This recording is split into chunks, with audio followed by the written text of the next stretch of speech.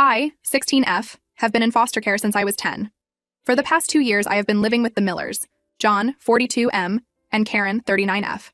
They also have 2 biological kids, Mike, 14M, and Sarah, 12F. At first, things seemed okay, but over time, the situation got worse. The Millers always treated me differently from their own kids. They gave Mike and Sarah new clothes, toys, and electronics, but I only got hand-me-downs or cheap stuff from thrift stores. I didn't mind this too much because I was used to not having nice things. What really bothered me was how they acted towards me. Karen often yelled at me for small mistakes, like not folding the laundry perfectly or leaving a dish in the sink. She called me lazy, ungrateful, and stupid. John never yelled, but he ignored me most of the time. When he did talk to me, it was usually to criticize something I did or to remind me that I should be thankful they took me in. Mike and Sarah picked up on their parents' behavior and started treating me badly too. They made fun of my clothes, excluded me from family activities, and blamed me for things they did wrong. Once, Mike broke a vase while playing ball in the house, but he told his parents I did it. I got grounded for 2 weeks and had to do extra chores as punishment. School was my only escape. I did well in my classes and had a few good friends. My teachers seemed to like me, and I felt normal there.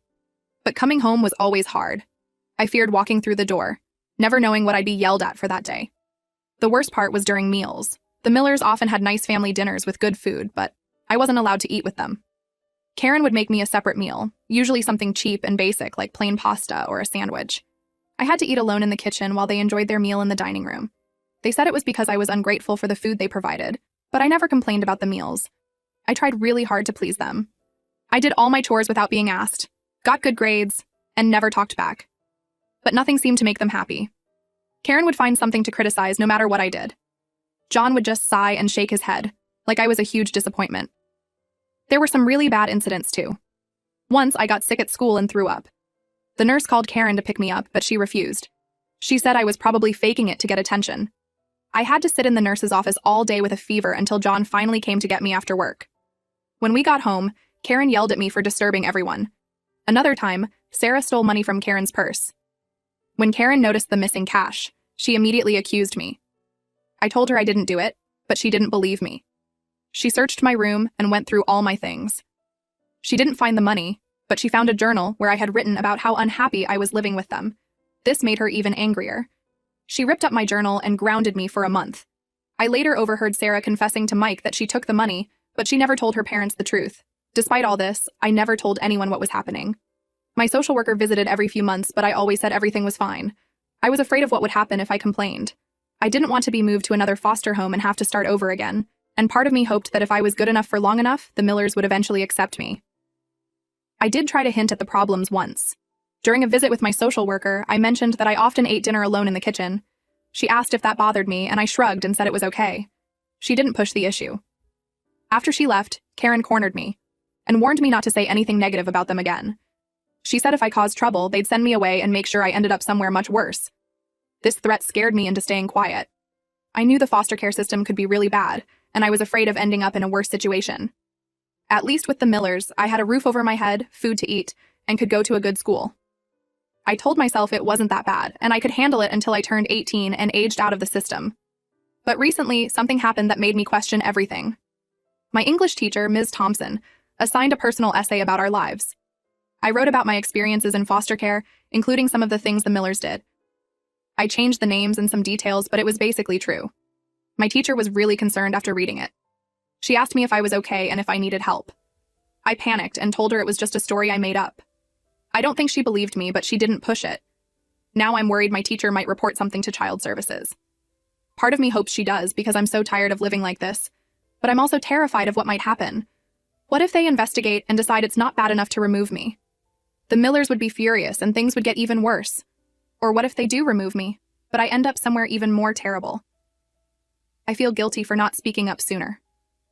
Maybe if I had said something when the problems first started, things could have been fixed. Now it feels like it's too late. I'm also worried about Mike and Sarah. They're not bad kids, they just copy what their parents do. If I report the Millers, it could mess up their lives too.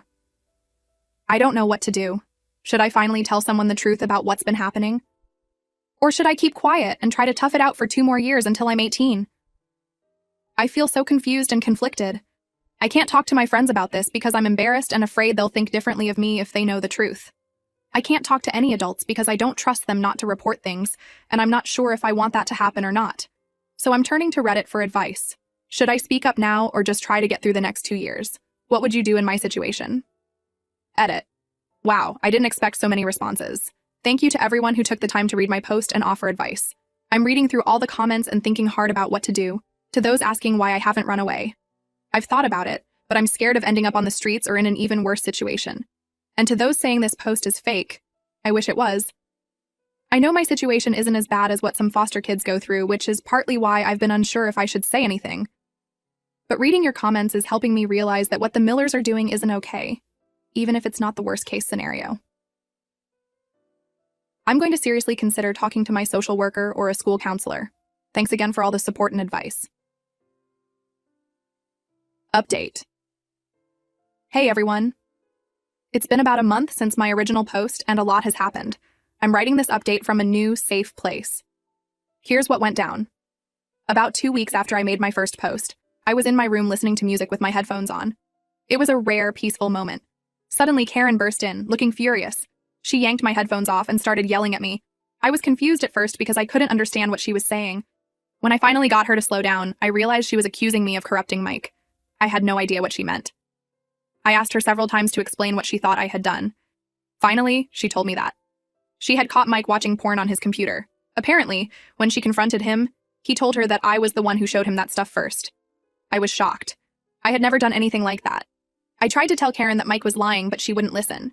She kept screaming at me, calling me disgusting and saying I was trying to ruin her family.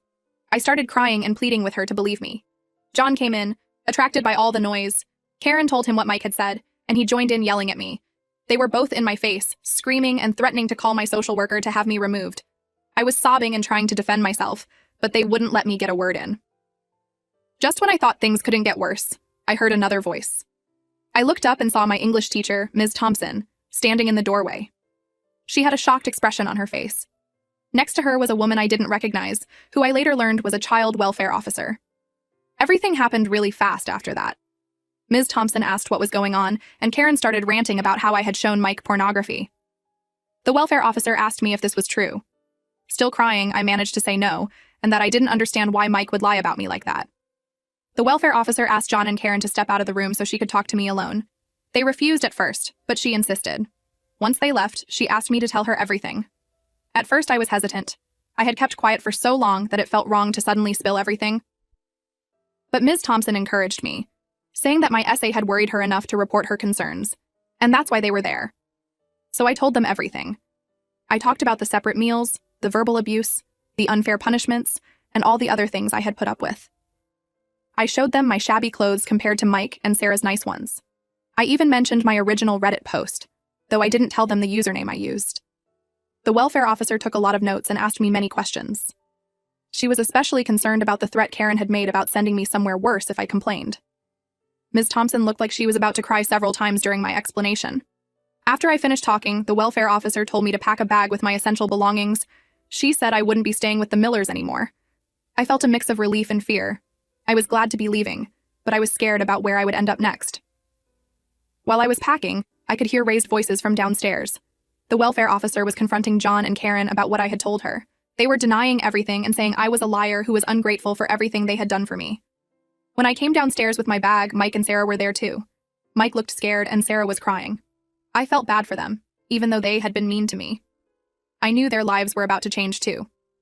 The welfare officer told John and Karen that I would be placed in emergency foster care while they investigated my claims. Karen started yelling again, saying I had planned this all along to ruin their family. John just looked angry and defeated. As we were about to leave, Mike suddenly blurted out that he had lied about me showing him porn. He admitted that he had found it on his own and blamed me because he was scared of getting in trouble. Karen looked shocked, but she still glared at me like it was somehow my fault. The next few days were a blur. I was placed with an emergency foster family temporarily. I had to talk to more social workers and even a police officer about my time with the Millers. It was exhausting having to tell my story over and over. But I also felt relieved to finally be honest about everything. I found out that Ms. Thompson had been worried about me for a while. My essay wasn't the only thing that had concerned her. She said I often seemed sad and withdrawn at school, and she had noticed that my clothes were always worn out. When she read my essay, she felt she couldn't ignore her concerns anymore and decided to report them. About a week after I left the Millers, I got some surprising news. Ms. Thompson had applied to become a foster parent. She asked if I would like to live with her once she was approved. I was amazed that she would do that for me. I said yes immediately. It took a couple of weeks for everything to be arranged, but now I'm living with Ms. Thompson. It's only been a few days, but already it's so different from living with the Millers. She's kind and patient, and she actually seems happy to have me around. I have my own room, and she took me shopping for new clothes. For the first time in years, I have outfits that actually fit me and aren't hand-me-downs. Ms. Thompson, she asked me to call her Rachel at home, but it still feels weird, is helping me deal with everything that happened. She found a therapist for me to talk to, which is helping a lot. I'm starting to understand that none of what happened with the Millers was my fault, and that it's okay for me to be angry about how they treated me. I'm also catching up on normal teenager stuff that I missed out on. Rachel is teaching me how to cook, we watch movies together, and she's even talking about maybe getting a dog. It's strange to feel so comfortable and safe in a home. Sometimes I still expect to be yelled at or punished for small mistakes, but Rachel is always patient when that happens. As for the Millers, I heard that they're being investigated by Child Services. They're not allowed to foster any more kids, at least for now. I feel bad for Mike and Sarah, because this must be hard for them too. But I hope maybe this will be a wake-up call for John and Karen to treat people better. I've thought a lot about whether I should have spoken up sooner. Part of me still feels guilty for not saying anything earlier.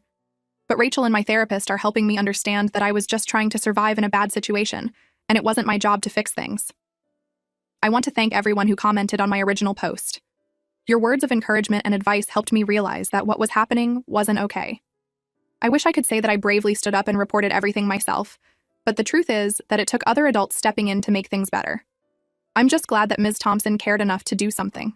To anyone else out there who might be in a similar situation, please don't stay quiet like I did. I know it's scary to speak up, but there are people who will help you. You don't deserve to be treated badly, no matter what anyone tells you.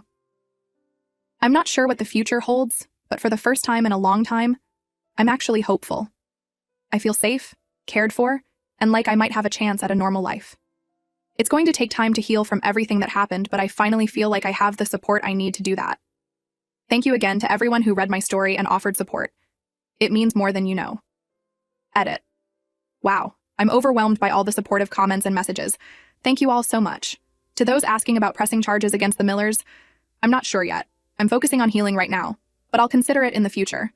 And yes, I'm still going to the same school, which is nice because I get to keep my friends. Things are definitely looking up, and I'm taking it one day at a time. Thanks again for all the kindness and encouragement.